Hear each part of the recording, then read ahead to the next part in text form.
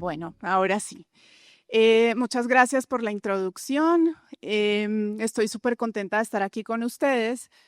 Esta es mi cara, de verdad. Esta foto fue la foto de la presentación. Ay, creo que ahí es. Es una foto, no sé quién la escogió, pero tiene 13 años esa foto, o sea, mi versión más juvenil.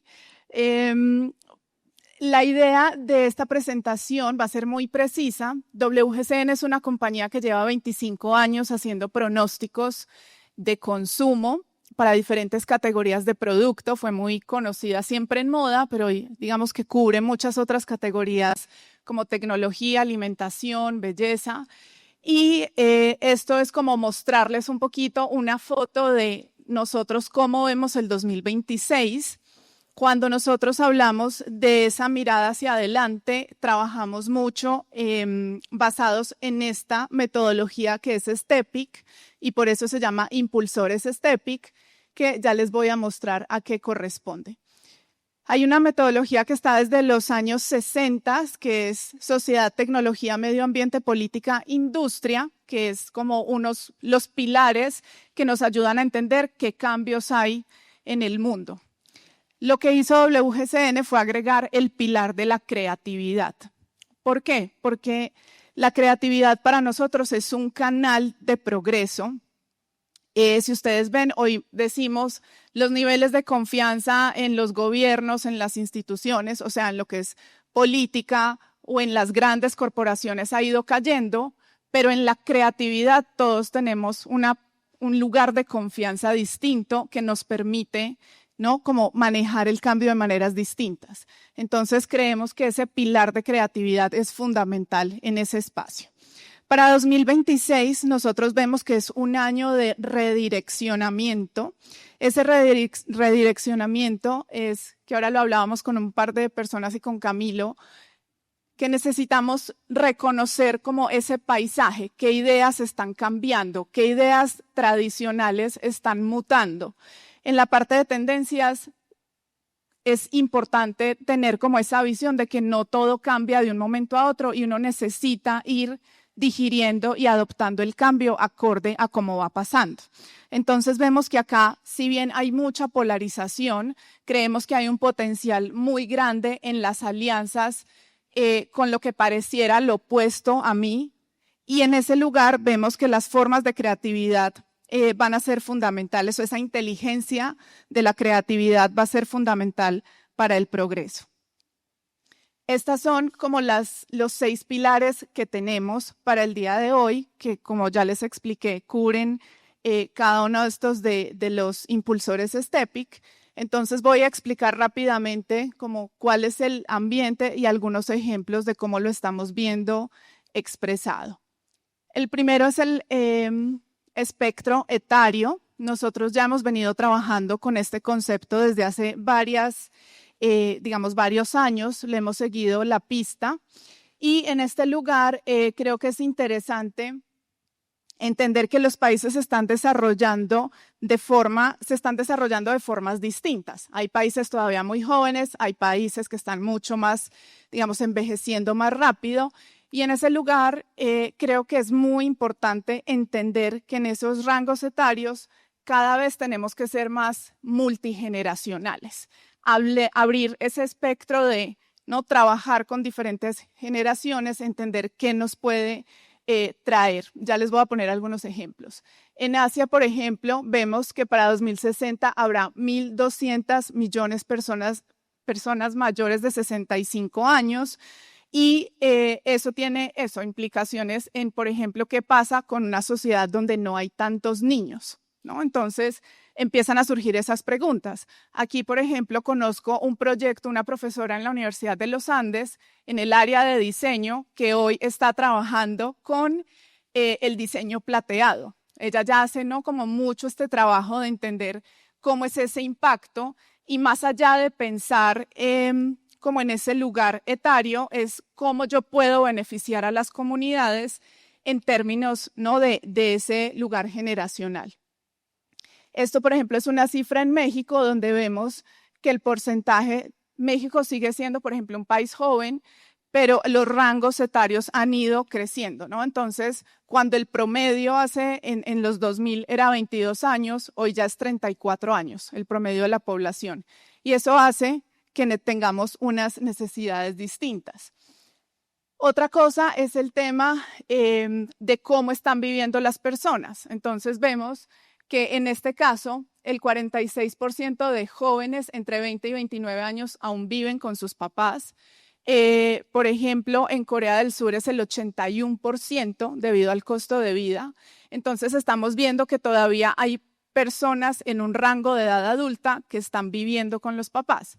Eso acorde al costo de vida. Vemos que hay un escenario que no es tan fácil para estas personas y eso hace que tenga un impacto en cómo, por ejemplo, haces citas o cómo consigues pareja, cómo sostienes esas relaciones, la forma en la que sales por las noches. Tengo muchos clientes de las categorías, por ejemplo, de interiores y de decoración, y me dicen, ya no es tan fácil vender como el mobiliario grande, ¿sabes? La gente no logra decir que es mi casa y la voy a operar con el sofá cama, tarada, sino que es como pequeñas cositas y por eso el éxito de compañías como Miniso, que te permiten tener la mini lamparita personal, el mini espacio, porque hay mucha gente que le toca compartir, no solo con su familia, sino con otros, digamos, roommates. Entonces hay unas dinámicas en este aspecto que al no poder salir de la casa, el nivel de consumo en unas categorías afecta más que en otros, pero ese es el lugar, digamos, de entender cómo ese espacio nos puede afectar en diferentes categorías. Y aquí en la estrategia hablamos de cuestionar la crononormatividad, que básicamente es tener un enfoque más flexible. Ustedes saben, y los que trabajan mucho en mercadeo, que uno preguntaba, o incluso a mí en la universidad, cuando me enseñaron a hablar de un acompañante de marca, de un consumidor, y usualmente los diseñadores de moda salimos a decir, mi público, mi marca le apunta a un mercado joven entre 18 y 25 años. Esas definiciones hoy no nos hablan de las personas que pueden ser acompañantes de la marca, y más porque esta crononormatividad habla de esos hitos que tenemos que lograr a cierta edad. Como, no, a los 30, carro, caso, beca, que ya nadie, digamos, no es la norma hoy que la gente logre eso. Entonces, al no lograr esos hitos, estamos viendo que las nuevas generaciones celebran hitos menores. Celebran divorciarse, celebran adoptar una nueva mascota, celebran graduarse, conseguir un nuevo roommate. Entonces, en ese lugar es importante, ¿por qué? Porque no podemos mantener esa estructura mental de, la gente quiere esto, es lo que siempre ha querido, porque hoy para muchos no es tan fácil conseguirlo y tienen una mentalidad de celebrar cosas distintas, ¿no? Entonces, en ese aspecto, la crononormatividad, digamos que tiende a limitar muchas veces como, es que una señora de 50 va a querer esto, y puede que ese mindset de esa persona no funcione así. Yo tengo clientes que, por ejemplo, hacen colecciones de moda para universitarias. Me dicen, Cata, le estoy vendiendo esa a la mamá, me las compran, es la mamá de la universitaria.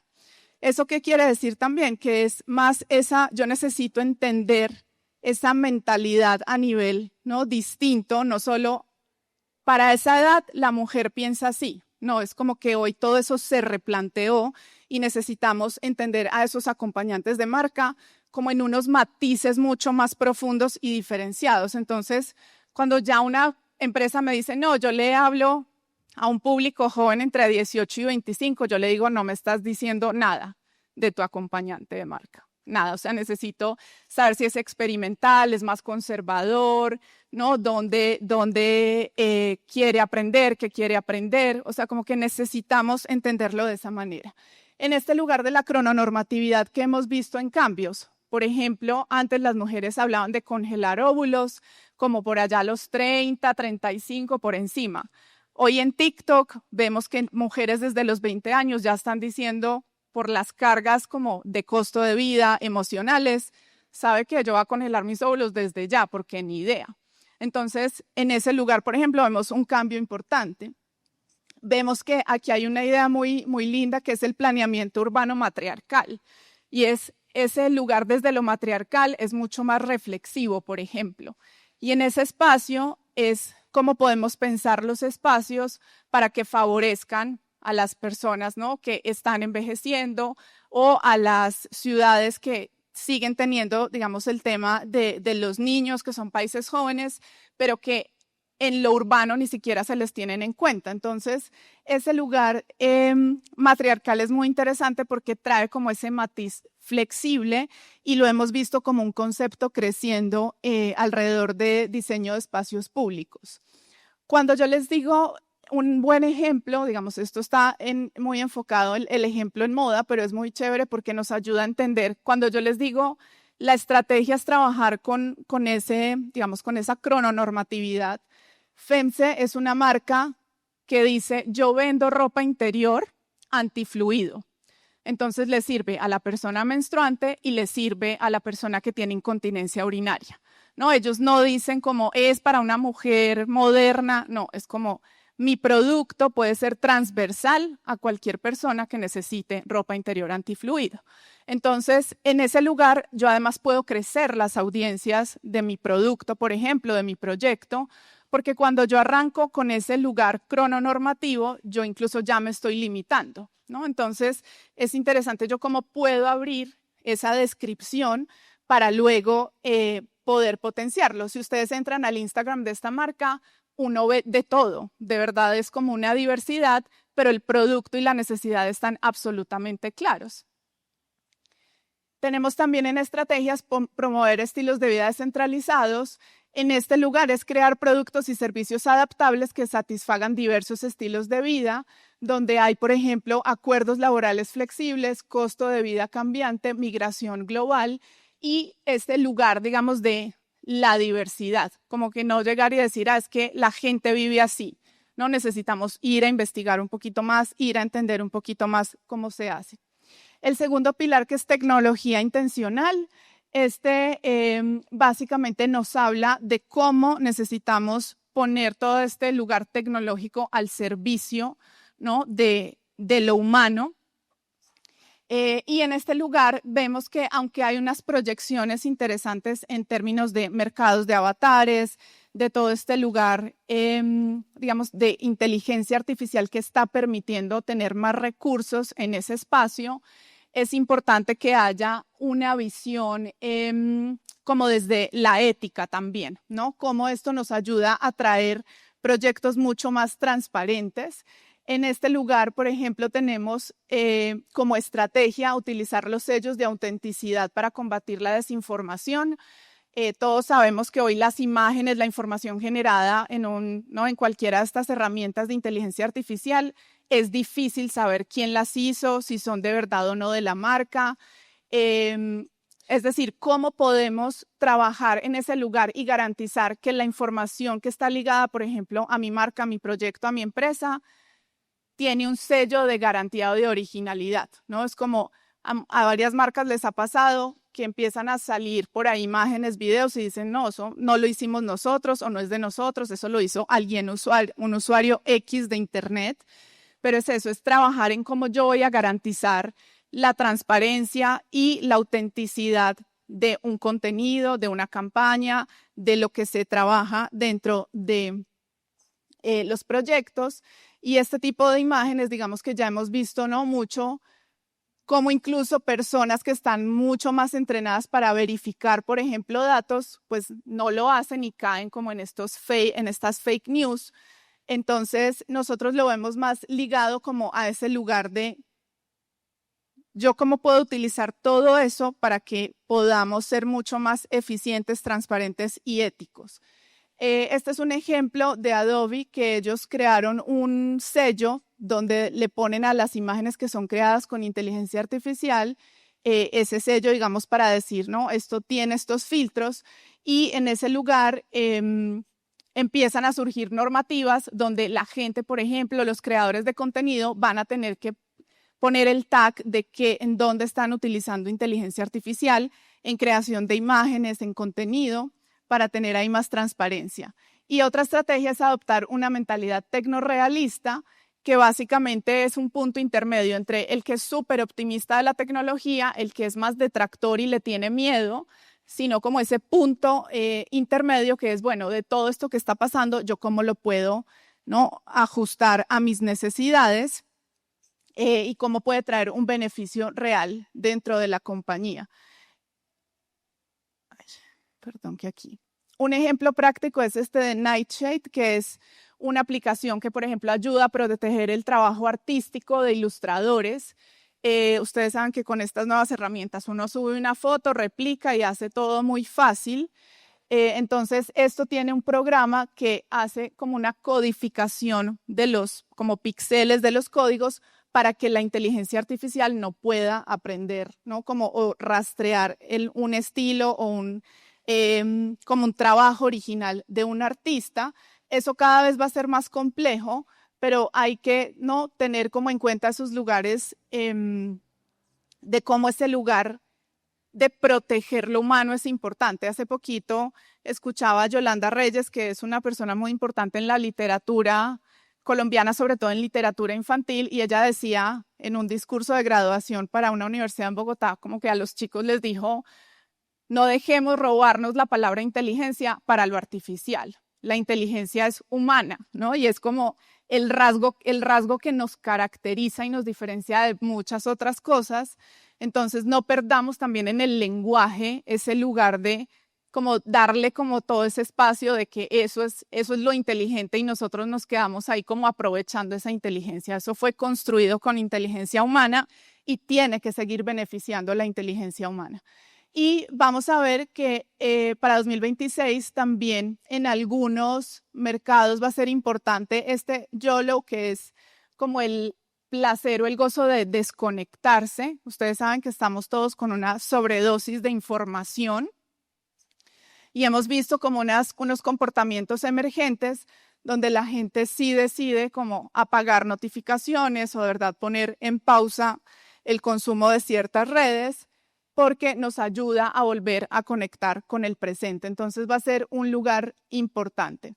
En responsabilidad ecológica, que sé que es un tema también muy importante aquí dentro de todo el tema en Confama, vemos que aquí va a ser muy importante tener como esa conciencia cada vez más, o sea, esto pasó no de algo que estaba ahí y ahora se volvió como una urgencia, algo obligatorio de lo que nos tenemos que hacer cargo. Este dato del calentamiento global tiene unos impactos en el tema económico importantes, pero cuando tenemos una presentación que es Sentimientos del Consumidor para 2027 y explica cómo el calentamiento global, o sea, en ambientes de mucho calor, la gente se vuelve mucho más irascible, se vuelve mucho más vulnerable a estar mal genio.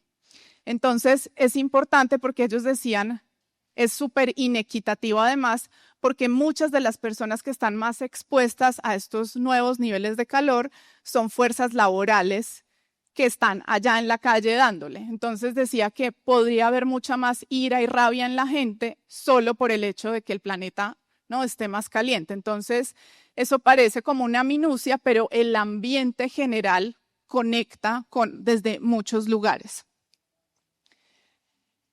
Este es un ejemplo muy lindo en México, que es el nacimiento de la Chief Head Officer, que está en México. Y ella tiene un puesto que es hacer una vigilancia y un progreso, digamos, de entender cómo la industria afecta, digamos eso, la contaminación de la ciudad, del ambiente. Entonces, es interesante porque yo me acuerdo que hace más o menos, no sé, 10, 9 años, nosotros hablábamos de cómo la naturaleza tenía que tener presencia en las juntas directivas, pues o como ese lugar, ¿no?, de representatividad. Y la gente nos miraba como, pero ¿cómo así? O sea, ¿quién va a estar? Y hoy esa naturaleza, digamos, es como una persona, digamos, legal que tiene derechos y que tienen que estar protegidos y representados en los intereses. Y muchas compañías hoy tienen director de sostenibilidad, ¿no? Las ciudades, esto es más gubernamental, que es alguien que vigila, ¿no?, el tema de la temperatura en la ciudad. Entonces, hablamos mucho de que hay que pensar no solo en el beneficio humano, ¿no? Es como, claro, estamos siempre, los negocios siempre estuvieron muy enfocados en un beneficio empresa y a quién le estoy resolviendo, ¿no?, una necesidad, pero hoy necesitamos ampliar esa mirada y decir, bueno, ¿esto cómo impacta positivamente a la comunidad, a lo que hay alrededor de esto? Vemos que hay nuevas legislaciones, por ejemplo, este reglamento de ecodiseño de productos sostenibles, donde se está lanzando un pasaporte digital de producto para la moda y otros sectores, que va a mostrar una etiqueta digital de producto con la información detallada de dónde viene, dónde fue manufacturado. Esto se va a ir volviendo cada vez más como un tema de legislación, que va a ser importante eso, la trazabilidad del producto. Esto lo hemos visto avanzar mucho en la parte de gastronomía, por ejemplo, en la parte de alimentos, ¿no? Donde te dicen, yo sé, por ejemplo, yo vivo en Ciudad de México hace 3 años y hay un restaurante que su bandera es la trazabilidad. Y él me dice, yo sé de dónde viene cada cosa que está en esta mesa. Los hongos se los compro a X, el tomate a este otro, ¿no? Es como ese lugar de tener la certeza de dónde vienen y a quién estás impactando. Y hay un lugar muy importante acá, y es que la sustentabilidad ha pasado mucho por muchas como matices en términos de cómo lo vemos, y siempre está ligado a la culpa. Y esa culpa, digamos que ya no funciona porque en unos sistemas que cada vez son más complejos y más difíciles para la mayoría de personas por el nivel de costo de vida, etcétera, eso está generando un nivel de ansiedad alto, que nosotros lo denominamos el daño moral, y es ese gap entre lo que tú sabes que tienes que consumir, lo que es correcto moralmente versus lo que te puedes permitir. Por eso dicen que la generación Z es la más consciente, digamos a nivel ambiental, pero a la vez es la que menos puede comprarlo, ¿no? Como pagar lo que es sustentable. Entonces, en ese espacio vemos que la mirada hacia la sostenibilidad es una sostenibilidad que sea sensorial, que esté ligada a lo lúdico, al juego, a lo positivo, a lo que todos ganamos, ¿no? A ese espacio de más como de recompensa que de simplemente ese lugar de culpa. Entonces, aquí les puse un ejemplo de una marca de fragancias que se llama Shinu, y ellos tienen, bueno, unas tiendas increíbles que son como unos oasis, hablan de arquitectura restaurativa, o sea, ellos quieren que cuando alguien entre a ese espacio, no haya como calma, que el ambiente los lleve como a ese momento presente. Y tienen un diseño circular muy interesante. Este es el empaque de la fragancia, y cuando tú entras a la tienda está la fragancia, pero te muestran 10 formas de cómo reusar ese empaque de la fragancia cuando se te acabe. Entonces te muestran que lo puedes usar como un solitario, que lo puedes usar ahí. Las velas aromáticas vienen como una especie de mug o como de pocillo grande. Entonces ellos mismos en el espacio, a través de un lugar muy provocativo, te dicen, no, esto no lo botes, no lo tires, que tiene unos potenciales usos distintos, y en ese espacio vemos que es importante. En la parte de las tensiones geopolíticas, que seguramente Camilo también mencione mucho de eso, del ambiente en Colombia para 2026, nosotros vemos que esas polarizaciones van a seguir siendo pues muy marcadas. Sabemos que eso afecta de muchas maneras, no como en general el consumo. Ahorita les estaba contando que yo tengo, por ejemplo, un cliente que hace harina, y ellos venden mucho en las fronteras. Y desde que Trump hizo los anuncios, la gente le da miedo salir, entonces el consumo de tortillas bajó. Y eso los impacta a ellos en la cantidad de harina que venden. Entonces, en ese lugar es como lo que nos decía una de las editoras en W, es todos estas cosas que van pasando nos enseñan que nos tenemos que preparar cada vez mejor, porque simplemente la incertidumbre va a ser la línea de constancia en términos, por ejemplo, políticos. Cada personaje que llega es más surreal que el otro, ¿no? Es como vienen con unas acciones que uno dice, pero esta persona, ¿no? Que como que ya se sale de esas dimensiones. Entonces ella decía, lo que pasó en pandemia con las cadenas de suministro era una primera lección para que supiéramos cómo reacomodar nuestro sourcing para saber de dónde vienen nuestras cosas, y entonces tener en juego, ¿no? Con quién me puedo surtir más rápido, si mi producto estrella necesita una materia prima X lugar, ¿cómo puedo tener un reemplazo mucho más fácil? Porque básicamente vemos que se va a ir hacia allá. Y en este lugar vemos que es importante crear como en ese espacio algo mucho más equitativo. Sabemos que los que son, ¿no? Los que hoy tienen la concentración de riqueza la siguen concentrando mucho más versus lo que aumenta la pobreza en el resto de la población. Y en este lugar vemos que va a ser muy importante que las compañías también tengan como esa conciencia de la situación en la que están sus consumidores. Más allá de esa sensibilidad del precio, hemos visto a diferentes compañías, por ejemplo, anunciar como, bueno, yo trabajo con aluminio y el aluminio hoy trae un nuevo porcentaje de impuesto y por email los mailings le avisan a la gente, las duchas que yo hago en aluminio van a subir de precio porque nos está impactando esta nueva tarifa. Entonces, en ese espacio es cómo yo puedo trabajar con transparencia también, ¿no? Cómo trabajo esa parte de la accesibilidad de mis productos en entornos o en contextos que se vuelven difíciles. Y vemos un ejemplo de este favela Brasil Express, que está en una favela muy grande en San Pablo, donde por, digamos, esas dinámicas de seguridad y control de territorio, no podían llegar delivery o pues pedidos a domicilio. Hicieron una alianza y crearon como un Rappi para esa zona específica, donde solo emplea gente local, donde está haciendo programas de capacitación con la misma gente. Entonces, algo que parecía como imposible porque no, allá nadie entra, es como desde allá, desde el mismo nudo interno, dijeron no, creemos entonces una cosa interna, una startup que conecte con los servicios de domicilio del resto de la ciudad, pero acá generamos empleo local, la gente ya respeta a los que conoce de la favela, entonces, si bien es un contexto difícil, logran generar, ¿no? Como unas oportunidades distintas a partir de eso, de llevarle o la posibilidad de que sí puedan entrar domiciliarios a esa región o a esa favela.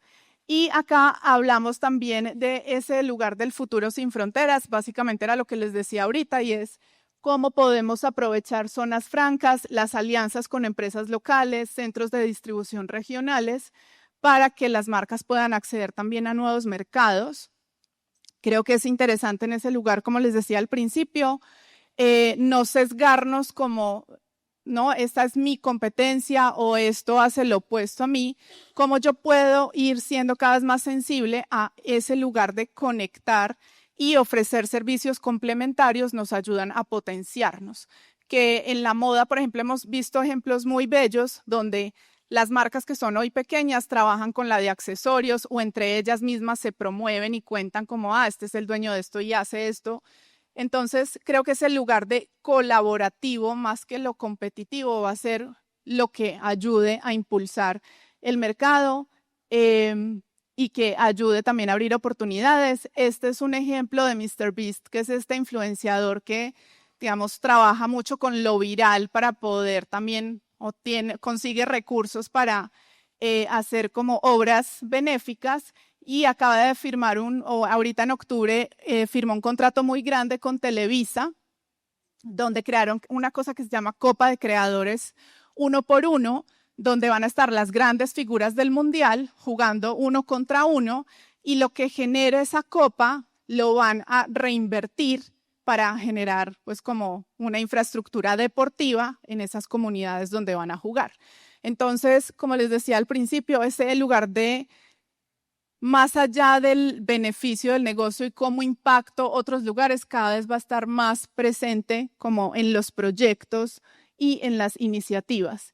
Y este ejemplo de Spotify se enfoca más como en ese lugar multicultural, enfocado en el tema de traducción simultánea, de cómo solo traducir simultáneamente un video que a muchos ya nos sale en Instagram, ¿no? Alguien de acá y la traducción instantánea a inglés digamos, por temas de algoritmo, pero eso hace que también podamos crecer en otras audiencias o en países, ¿no? Que tal vez no tienen nuestro idioma y nos abran oportunidades comerciales.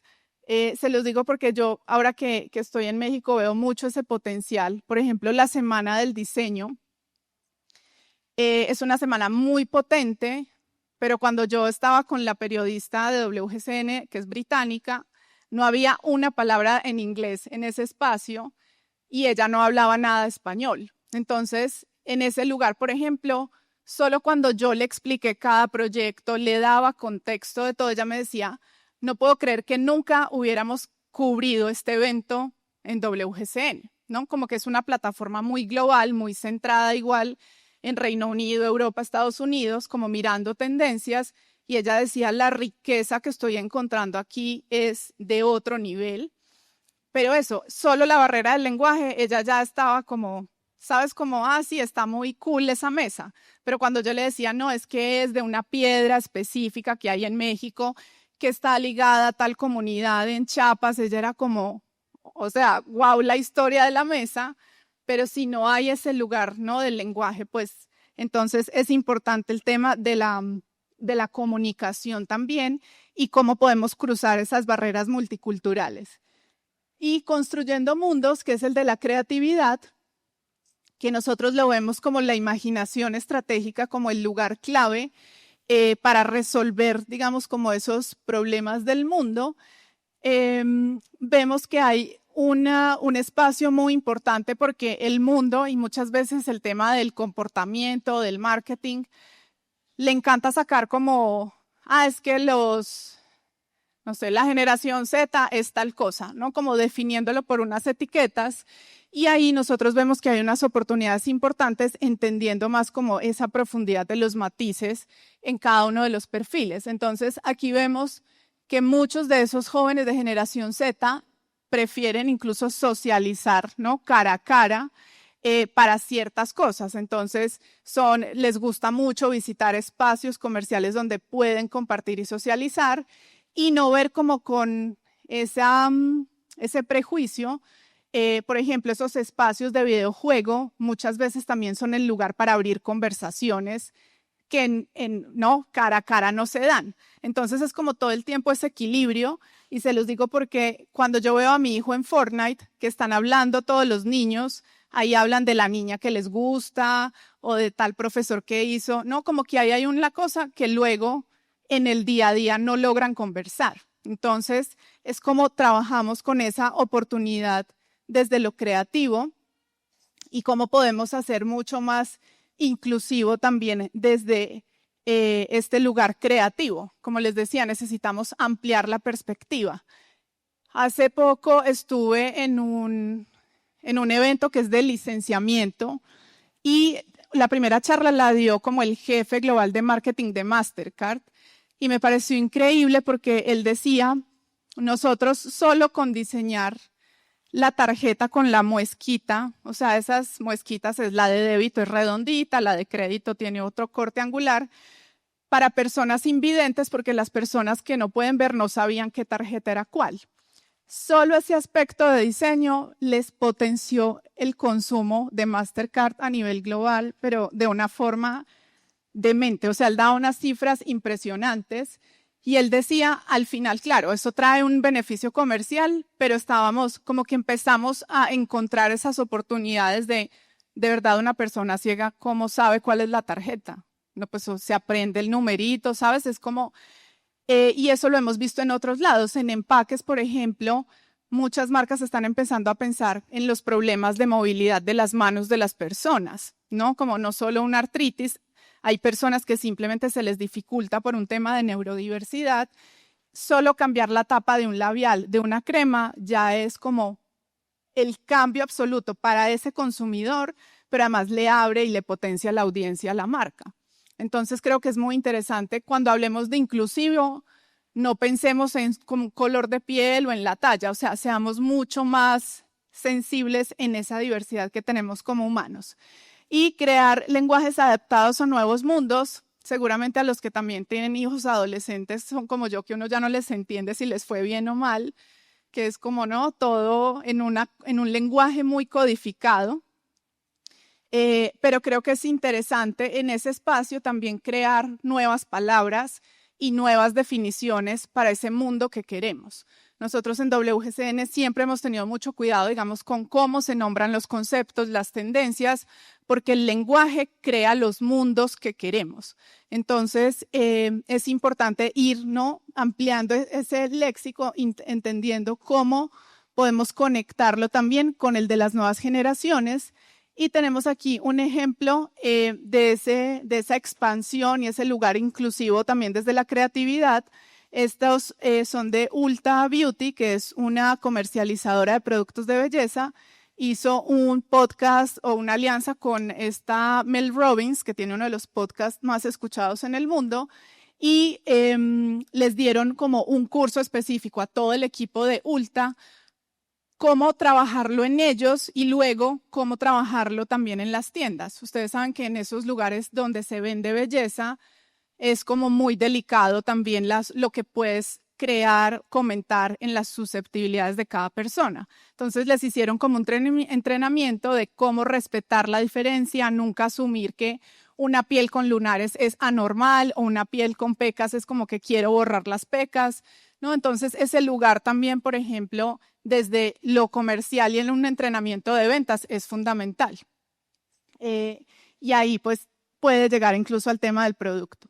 Y vemos que también es imaginar un mundo mejor con la ayuda de la inteligencia artificial y ese lugar creativo, donde vemos, por ejemplo, en Brasil, Itaú hizo una campaña súper como emotiva que le pegó mucho al público brasilero, donde mostraba cómo hubiera sido si las mujeres hubieran podido jugar fútbol desde los 80s, ¿no? Cómo hubiera sido distinto ese camino y no hoy sería solo una Marta la que reconocen como una gran jugadora de fútbol, sino que hubieran tenido un camino distinto y como se hubiera visto, que si bien es, digo, como que a mí me genera un poquito de fricción la campaña, pero igual es ese lugar de, como les decía ahorita, cómo utilizamos eso, no solo para crear el meme bobo de WhatsApp o el chiste, sino de verdad yo cómo puedo con intención y propósito crear, por ejemplo, es un nuevo código visual para ser mucho más inclusivo, para ser mucho más, ¿no?, conector con las comunidades y para abrir esas oportunidades.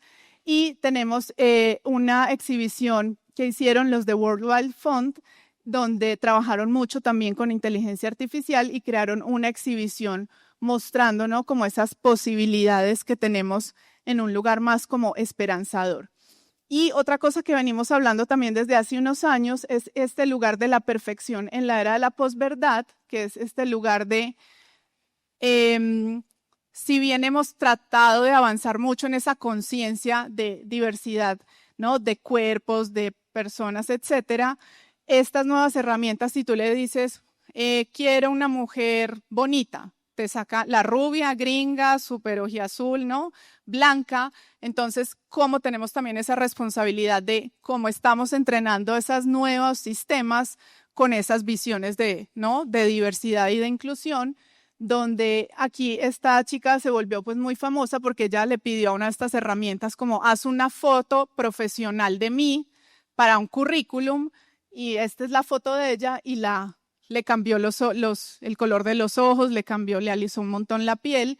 Entonces, como que estos sistemas nos vuelven a poner la pared aquí de nuestras propias limitaciones y decir, oiga, no, esto hay que, ¿no?, alimentarlo de formas mucho más diversas.